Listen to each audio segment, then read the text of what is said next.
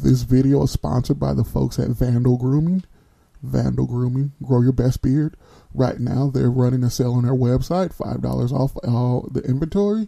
So the 3 selection of beard oils that they have are 15 instead of 20. I recently bought Summertime Shy. It has a citrusy smell to it, and my beard has been looking sexy ever since.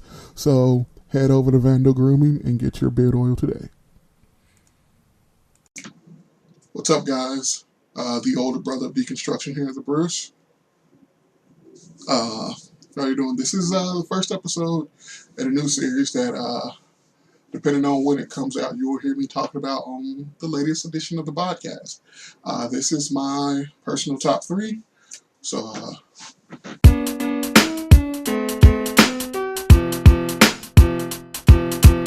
alright, welcome to the first episode of theBRUCE's top 3.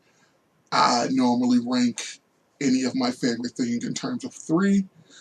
Like the 3 sexiest things about me: beard, sense of humor, my sweet ass.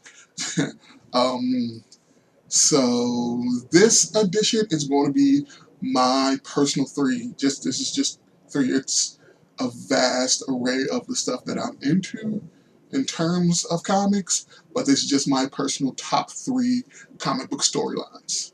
Just storylines that I can continuously go back to over and over again, and the emotion of when I first read it, the intrigue, the just overall feelings of just immersion that I get in these storylines every time I read them.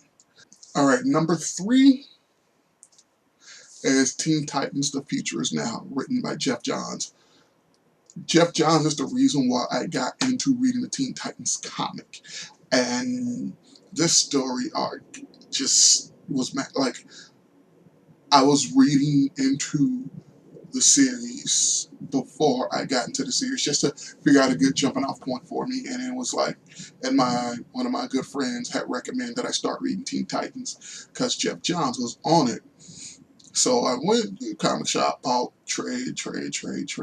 Then I got to this one, and my God, the crossover with the Legion, the Superboy time dispersion, the Bart visiting his mom, just all of that was so great. And then on their way back, they get time displaced again to their personal futures, where they meet their future version of themselves, and something just isn't right with them. And you know, they all have their suspicions, and you got your Titans and your Titans West led by Cyborg, and just a great storytelling, just the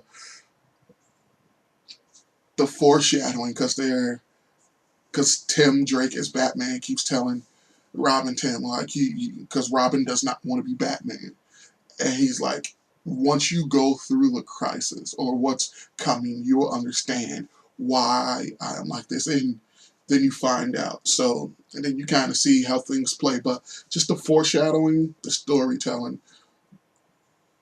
it is just it is one of my top storylines, just because all the different beats that it hit. Number 2. Number 2 on this list is X-Men Daily Genesis, written by Ed Brubaker. Ed Brubaker is hands down my favorite comic writer of all time. Like, anything with his name on it, I will read. And Daily Jesus, it takes the giant-sized X-Men and just turn it on its head. It introduces new characters, a new origin of that team that relaunched the X-Men, that made it popular, that's responsible for one again why X-Men is the property that it is today. And man, the opening is like just the flashbacks, the introduction of Vulcan and who he is to the story, what just keeps in line with Professor X just being a giant fucking asshole, and that ending, and it is just a great story, and I cannot suggest that you read this one enough. This This changed. This is one of the two books, X-Men books, that just completely changed how I read the X-Men and what I look for in an X-Men story. It's just hands down just a great story. And I don't want to get into the specifics of what happens because if you haven't read this, I highly suggest that you read it. It's a fantastic story.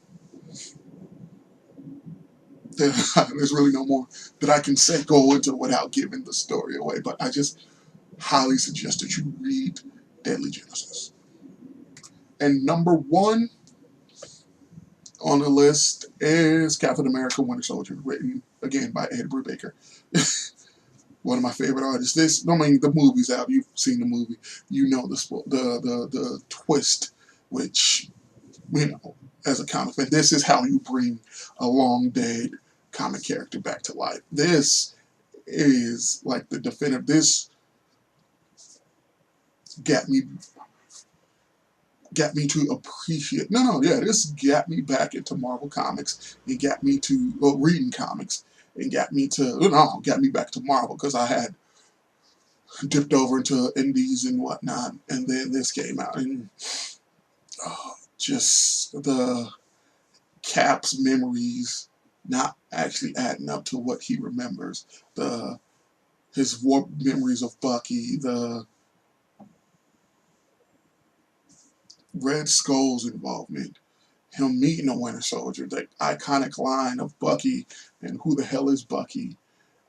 Like, I squealed like a child when I saw that in the movie because this, like, when they announced the Winter Soldier, I was like, because this is my jam. This is my favorite storyline in comics, just because the writing, the art, the twists, the immersion, the just losing yourself in this comic, it's just so great.